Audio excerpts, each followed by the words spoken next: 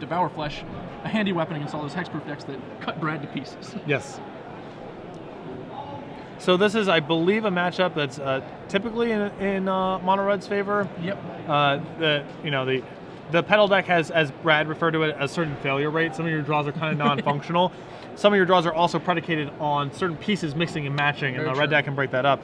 That said, Andrew only has 4 pillars, 4 Searing Spears, and a Brimstone Volley to break up the combo, which actually isn't all that much, especially when your removal is tax killing other things like Arbor Elf, Depth Right Shaman, Hunt Master of the Fells, etc. So we typically don't associate the combo with being good against mono red, but against these builds that don't have that much removal, it actually is a thing. And one of the gains to this list is also Stomping Ground gives Arbor Elf a lot more power in the deck, and enables such things as turn 2 Dormy Raid, which is not a card that red is used to having to play against. So you see Cliff on the play here, lead off with a Stomping Ground and an Arbor Elf matched by a Sacred Foundry. Interesting. And a Stomping Noble. In this situation, you could turn 2 the Dormy Raid and just trade with the Noble with your Elf, which is not the worst against the red deck. I think the Arbor Elf is too important, especially with Thragtusk in your hand. So we're going to see... Oh. Yeah, he's got Thragtusk in hand. He did not pair, which I think we all saw coming there.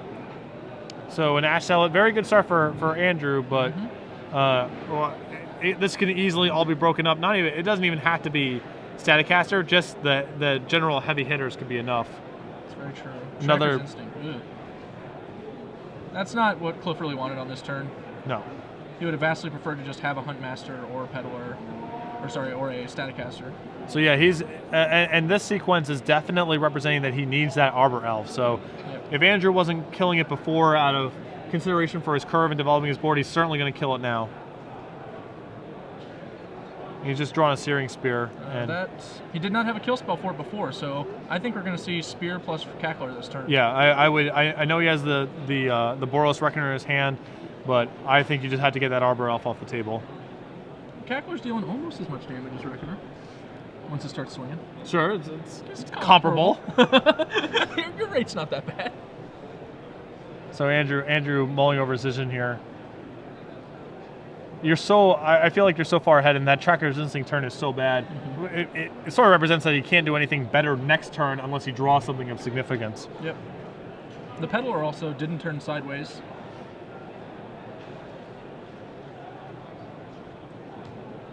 It's possible Cliff was planning to chump it up. Yep, he's going to preserve his life total here. Standard win box number 5 to the side events banner, please. Noble might for 2. Incentivize Andrew to try and just get more. Yeah, okay. This is right. Andrew took the path that I like there too. Yeah, I like this.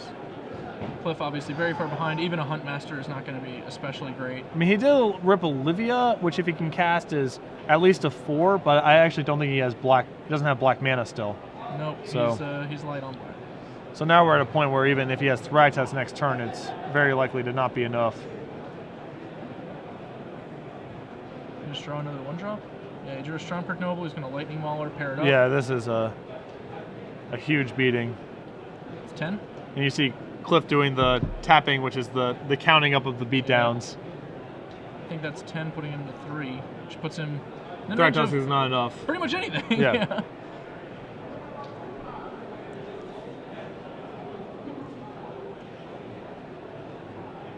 Breeding Pool is probably not going to win the game. No. Yeah. So quick, and you can see sort of the charm of playing Boros in this format. People are getting great, they're trying out new stuff with their mana. They're trying to play all these sweet cards together, and then not that the Peddler deck is particularly new, but sure, I'm sure this is not the first time today Andrew's run into a opponent with a bunch of disparate Ravnica duels in play and no real permanence. Yeah, the Shocklands have definitely a non-zero value for their 2 damage, but it's certainly, I think, a lot worse in this room, where the red decks have been so good and are one of the more hyped decks going in. Yep. I might have even been inclined to shave Shocks from a deck that I might normally play like a month or 2 into the season. Sure. For a tournament like this one. I know that some players like Tony Chu, in his blue-white-red deck, has deferred to 12 Buddy Lands, 10 Shocks, versus the other, which you might have thought would be staple. Yeah, just trying to hedge his light total just a little bit. So moving to the sideboard, that's one of the matchups that Brad initially put his sideboard together for, mono red.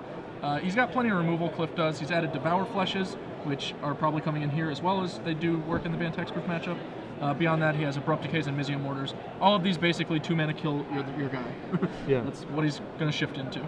As far as sideboarding cards out, don't think you can keep in all the Tracker's Instincts. They're very slow against red.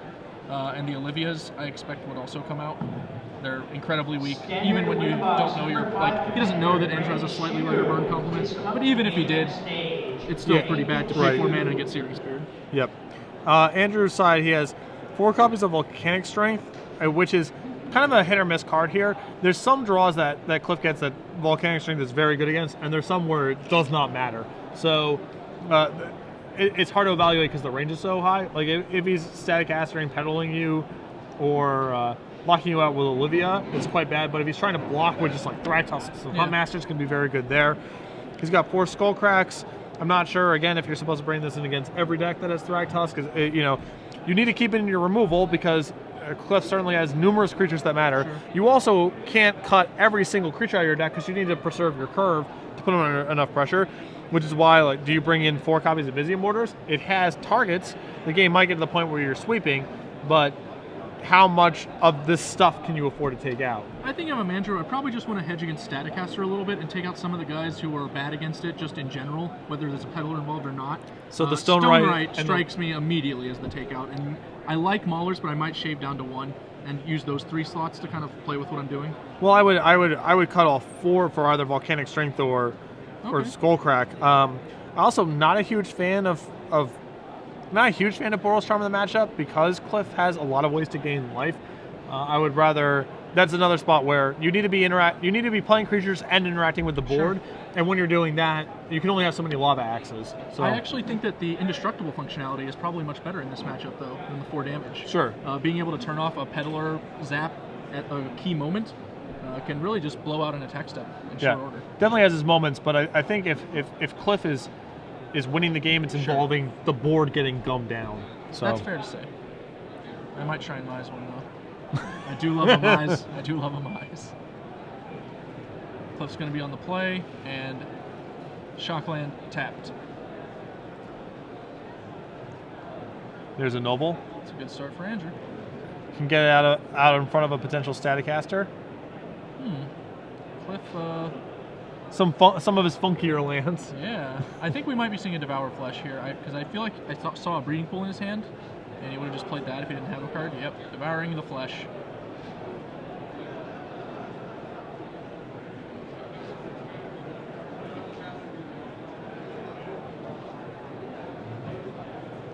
Two more 1s. Yep. This is one of the more aggressive starts that Andrew can have here. And he's still got an Nasty Outlet left over too. Yep. This resolve, yes. Can I attack? Yep. Well, this is the type of deck, draw rather, where unless Andrew's got some great follow-up, is actually bad against just Huntmaster the Fells. Whether or not Cliff has it remains to be seen. No, I guess not. No Huntmaster, and there's a Hellrider in Andrew's hand, so this game might be over before it even really started for Cliff. Hellrider! Yeah. Sure. Yep. Okay. Figured out which guy to sacrifice. It wasn't an especially tough one. I mean, I think the Edicts probably improve the matchup a little bit because they're better than other cards, but this is not the type of draw where you want a bunch of Diabolic Edicts. Yep. He definitely found himself just positioned poorly. And no 5th land for Thragtusk, and that's it. Yeah. Mono red. Doing his thing. Yeah, I boarding like 10 cards, it never matters. I'm pretty sure he said something to that effect there. Yep. Yeah. Well, Cliff knocked it down to 7-1 now? Yep, right? and Andrew 8-0 with, I mean, it's labeled Boros, and it's technically Boros, but pretty close to mono red. 8-0 and locked for top 8, probably.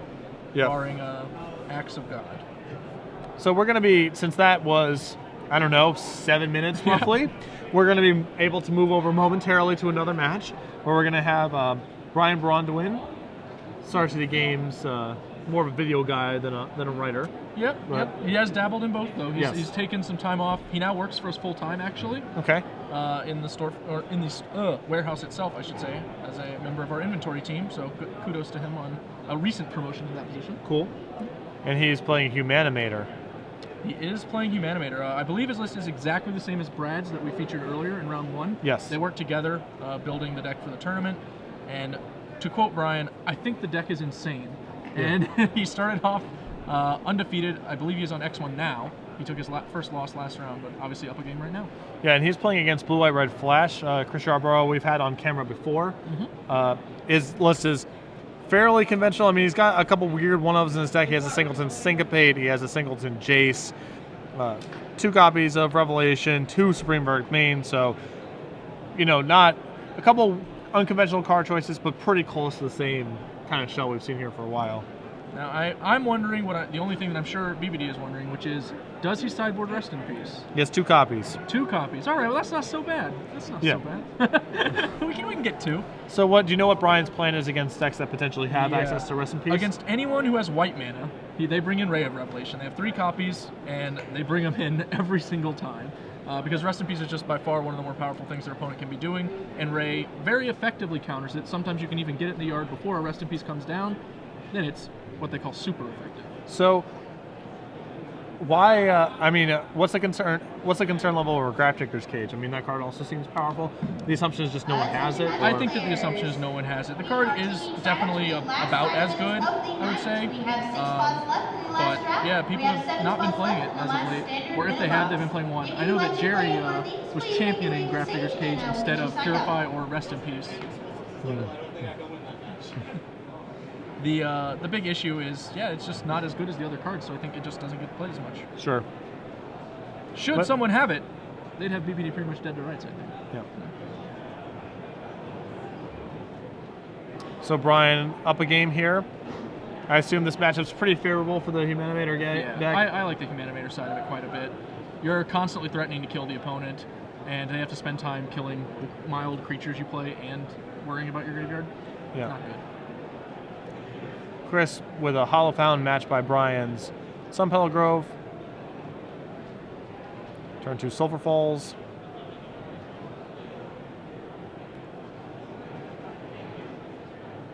Looks like Brian has, I think I see at least a Mulch in there, right? And a Farseek as well? Yeah, he's got a lot of action. Down instead. Yep. Is Chris going to fight over this? No. Can Chris fight over this? Does he run like Syncopates or anything like that? It says Syncopate. He has Negate in the sideboard. Yeah, he's got Negate in his board. So he may have just been feigning here.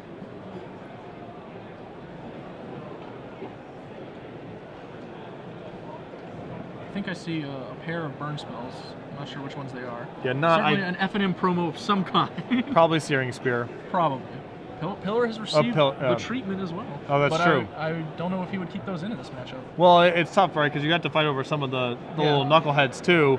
But if Brian's just going to be mulching and farseeking a bunch, those burn spells are horrible. The concern I have is Searing Spear is definitely the best of the bunch, since you can use it to break up an infinite combo by killing the Fiend Hunter with a trigger on the stack.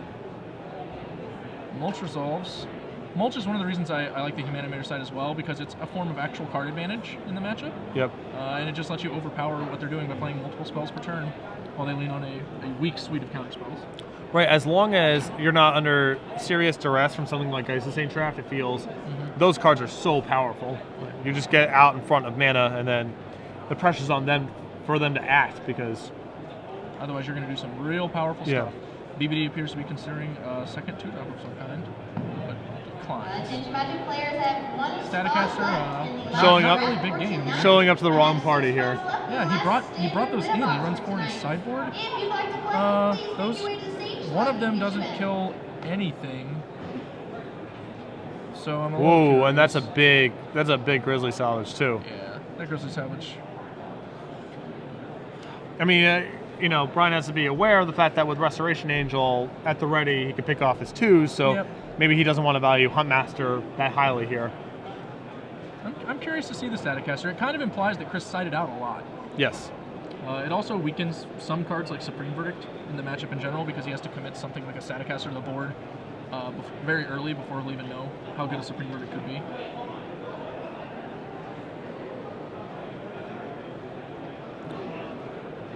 Yeah, I think Brian's totally happy to just take his time, make his land drops, and get things set up. He's going to play a Huntmaster. Obviously, the Restoration Angel worry is there, but if he loses it, then that's just one more for the Angel later, right? That Searing Spear. Yeah, you got to be again when it happens in the end step. Yeah, Brian's got to be just totally thrilled with basically every turn of this game so far. Yep. Under no pressure, trading 1-for-1 with his Huntmasters and Staticasters in play, not really threatening anything. I mean, everything about this game is going Excuse me, that's $10 draft number 16. pretty close to exactly how you would script it if you were Brian. I know this was one of the matchups that Brad cited as a strong one for the deck and a primary incentive to play it. He expected a lot of players in this area to be on blue, white, red, and a lot of the top players are. Yeah. You gonna try to mulch? Mm-hmm. We have a Cavern in play, actually. We should have gotten what that Cavern's on. I would assume. I assume human. Well, I guess it could be Angel, right? If he's got. He played a Huntmaster, so I kind of that makes me think he just wanted it to get uncounterable. But in the matchup, I think Caverning Angel is very strong as well. So I am curious. I mean, certainly the second Cavern. Angel or human? Human. Okay.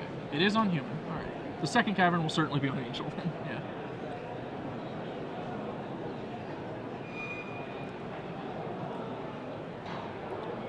And we'll see if he has a 4 here, maybe another Huntmaster.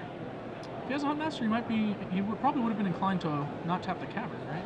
Oh, sure. Yeah. So it's got to be something else. Cartel Aristocrat. I believe this might have been the card he was considering on an earlier turn.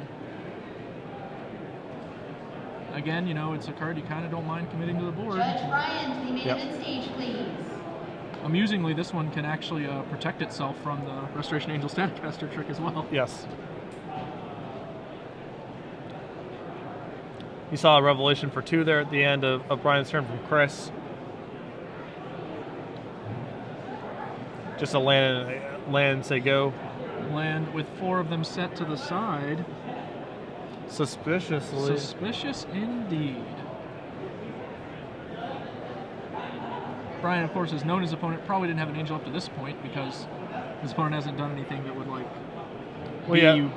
that was better than playing a Restoration Angel. Yeah, the Searing Spear on the Huntmaster a couple times. The goose, yeah. Now, however, he might be a little concerned. If you guys are watching, we have temporarily lost our overlay, it looks like. But don't mind that. We'll get it fixed up for you. Staticaster blocking Wolf. Chris takes 2. I believe that is the first damage of the game, which would put him down to 20 as he Sphinxes last turn.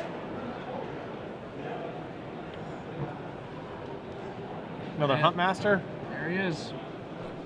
Uncounterable werewolf himself. And this is what I like about the Hue Manimator deck is Brian can kind of just do, this kind of crap, for lack of a better word. Just play some good creatures and build up the board, and it's suspiciously threatening too. Yeah, you gotta do something, right, with this stuff going on, and he just gets to take his time, and all the while the threat of something gigantic looms. I mean, just getting killed looms over everything. But Chris can't just let all the honest stuff go too, because that adds up. Yep. Brian does have a Ray of Revelation in the bin at this point, so he can protect his graveyard. I think he's actually probably not inclined to fill it anymore. He has enough now that any Unburial Rites looks really good. He does not have Fiend Hunter to actual infinite loop, but he can actually play Fiend Hunter after getting an Angel into play as well. Sure. With his Cavern on human, if he Unburial Rites and that resolves, he can play an uncounterable Fiend Hunter and then just get his opponent immediately.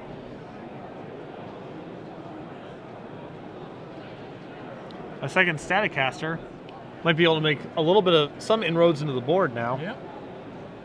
I'm kind of surprised that he didn't Resto Angel to kill those wolves off, just to, kind of cool things off. 2 Staticasters will relatively effectively thwart Brian's offense. Now he's drawn a Ray as well. And he has an Angel in his hand. This is getting a little awkward. I can see an Angel in Brian's hand as well, so he can just go for a natural Angel. If Chris has a counterspell, he has a counterspell. Yep. And if he doesn't, whatever. Yeah, you have to slog through them at some point, yeah. He can even do so while holding up a green for his rest in peace in the graveyard, which I think that seems fine here. I would probably attack before doing that, but I'm not against it in theory. He's going to go for a Fiend Hunter. Perhaps he assumes at this point that Chris just doesn't have a rest in peace, and he wants to try and set up a combo in the next turn. Sure. He can also... It's certainly not in his hand if Chris has it somewhere in his deck. Right. He can here use his Fiend Hunter to permanently remove a Staticaster. I'm not sure if he would want to. It seems fine to me. Stack trigger, target. Yep, sacrifice in response to the trigger.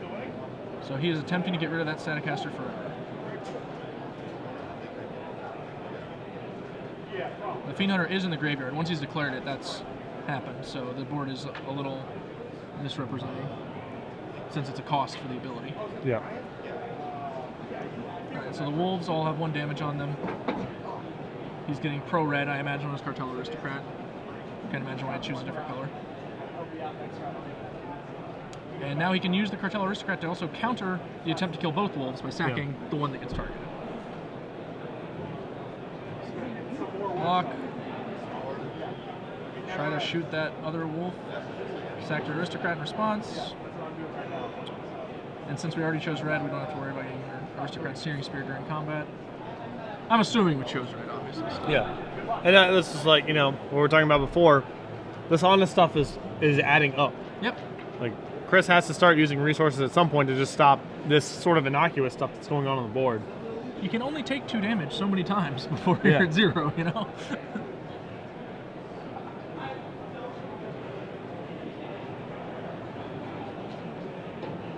I don't think BBD should feel I need to do much else. Like if he has like a mulch or something like that, I guess he could do that. But Flashback of looting, that's fine too. Looting, sure, yeah. There's definitely no need to commit farther to the board. We're doing fine there. Looks like we have another looting, which I imagine we'll discard. Looting plus Brave Revelation probably goes. He might want to hold the second ray in case he draws 2 rest in pieces, although that seems unlikely, and at this point, I don't know. He is discarding those 2. Okay. Searing Spear takes care of the Huntmaster. Sacks to give it pro-purple in response.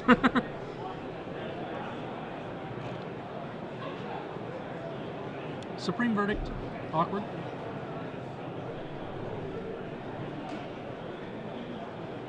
Yeah, and Chris really needs to make some sort of effort to push forward on the board at some point. He can't sit here trying to play this removal game all day because if Brian finds either Unburial Rites or just a second Cavern and can start just playing his Angels. You really can't just afford to get 2 for 1 to buy Huntmaster the Fells all day. Yeah. Like, it's not an acceptable path. He's decided to shock himself. That indicates he's going to Verdict and hold up an Angel. No, he just shocked himself. Maybe it's a Snapcaster in his hand as the blue card? Probably. I've been wondering what the blue card is. Or just probably Sphinx's Revelation. All I see is a Resto, a blue card, and a Supreme Verdict. If he has a Sphinx's as well, then yeah, I would definitely shock myself. But he appeared to consider playing it tapped first. So that kind of makes me think he has Snapcaster for Spear with a Resto Angel.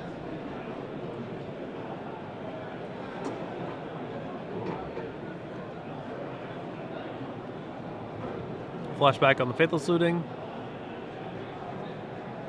See a Mulch and some lands. Yeah, we're going to get rid of a couple duels. Yeah, seems fine. Just keep up the beats. I mean, this tack is, on the surface looks risky because of Restoration Angel, but I think Brian's just happy if that card gets out of the hand. It's interesting that he looting before combat. I'm kind of wondering what he was hoping to hit, you know? Maybe another Fiend Hunter? Maybe. Because like, if you can get your opponent to tap out and do something, he does Snapcaster here. If you can get your opponent to tap out and do something silly, like you can post-combat Angel is not the worst. Yeah, so we're going to Revelate for 3 off our Snapcaster there.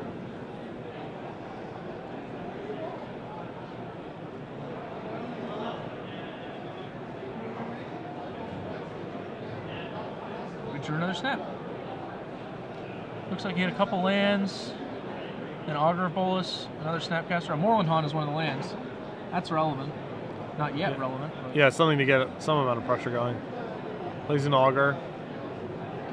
Land, land, land. Well, that's sort of a win. Yeah. As augers go. If you're going to miss with an auger, those are the misses you want to make. Right.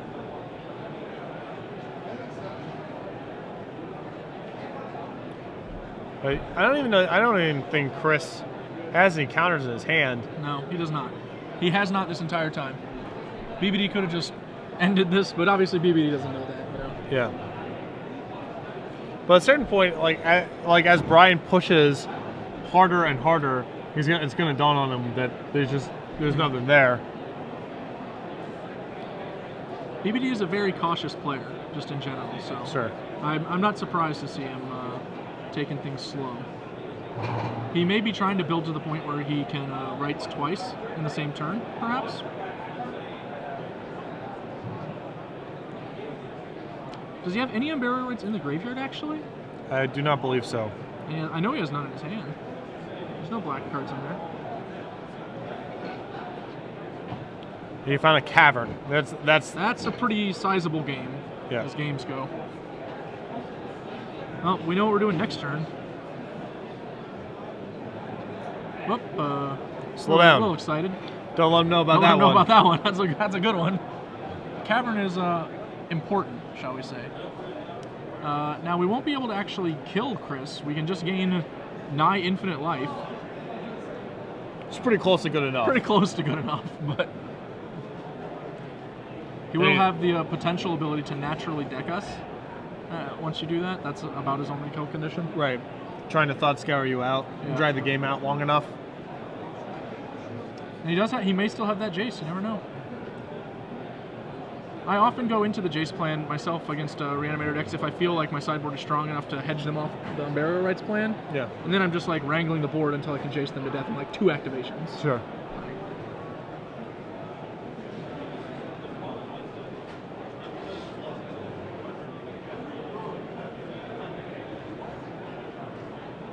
Gonna see another revelation here, I think? No, Resto Angel. Resto Angel. Blinking Augur. Looking for a whammy. Resto, Oblivion Ring, Jace. He does have the Jace. It's now on the bottom of the deck. Yeah, that was an important one, you know. Yeah. I've been there with Augur. Bottoming Jace feels like the worst because it's always like, Jace would have been really good right there. Yeah.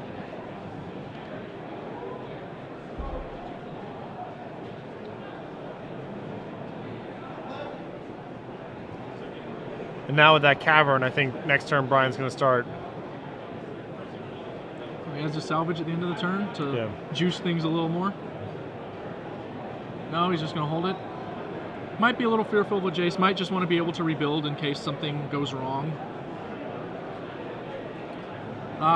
He wanted to trigger his Huntmaster.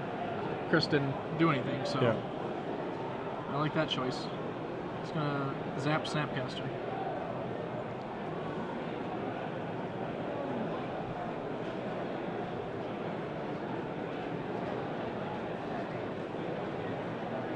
And now we're going to see how much Brian wants to pull the trigger. It's weird to me that, if Jace is something that is on his mind, then he needs to sort of... He can't play around everything forever. At a certain point, he's got to just start doing some things. I imagine he's just going to post-combat this Angel. He might as well attack, because if he loses any creatures in combat, he wants to get them back. Right, that makes sense. One of the downsides of this kill is the lack of an instant kill, as opposed to the Falcon Wrath Aristocrat interaction. Yep, here he goes. Time to find out what Chris is working with. BBD wasting no time, just immediately starts pulling out humans. This one, and this one, and this one, and this one. An embarrassment of riches. Yeah. No, not the Angel BBD. There we go. All right, well, here we go. Now the customary, I'm going to do it this way. How much practice do you think it takes to get fluent in the organization of your triggers here? Very, very little. Perilously little, I might say. So he's going to kill every creature on Chris's board. Perhaps an incentive to doing this before you attack, actually, considering that ability. Chris implying he has a response to one of these Fiend Hunter interactions. BBD appears to be going for the greed by Fiend Huntering Staticaster rather than double Fiend Huntering Angel of Glory's Rise. The double Fiend Hunter and Angel of Glory's Rise prevents you from getting blown out by a Searing Spear. And by blown out, I mean you still have like 20 guys in play. Yeah.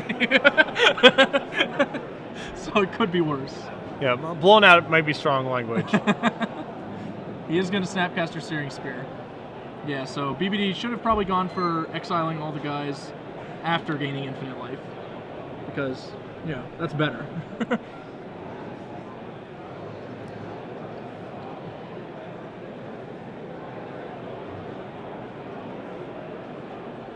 Actually, I guess he may be able to interrupt it either way. Thinking about it, yeah, if he just targets the one that targets first. Sure. Okay. I'm misremembering my own order there. Never mind, BBD, you did it right. Or right enough. I'm not going to give him full credit. That's ludicrous. We've still got some incoming wolf tokens, I believe. Yeah. There we go. Some howlers. I've seen a couple missed triggers today out there in the field, I'm not going to lie, but I know BBD's better than that. Finds a Restoration Angel, which allows him to Restoration Angel for Augur. I think he's just going to cast the Supreme Verdict. Oh, he has a verdict, sure. Which seems like a good play. I guess, but it's all coming back. Yeah. Well, BBD doesn't have a rights yet, so I think he'll Grizzly Salvage during the end step now. Yeah, now you might as well now. Since he had one of those thingies. The only thing that's of concern, right, is the risk of just getting decked. A Rest in Peace would have been like a really sick draw this turn. Like this is the one turn where it would have been incredible.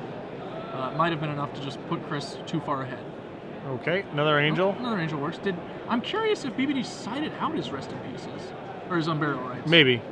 That's like. I mean, he's looked at a million. But I wouldn't set out all of them. He's looked at a million cards, right?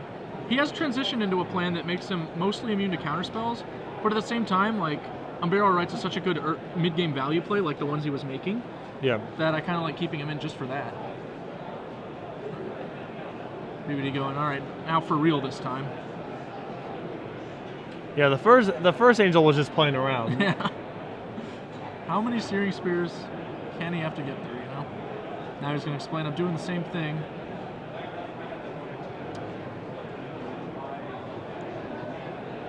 Interestingly, last time he could have perhaps preserved his advantage as well by just Fiend Huntering, one of his other guys in case of the Supreme Verdict to just keep some beats on if he didn't have, Grizzly Salvage for the nuts again. Yep.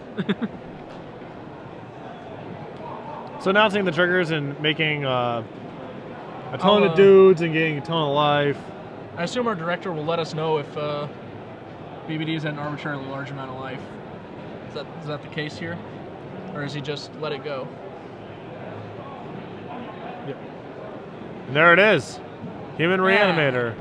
2 billion billion was the number BBD chose. As I had talked to Brad in our deck tech, that is actually not the correct number.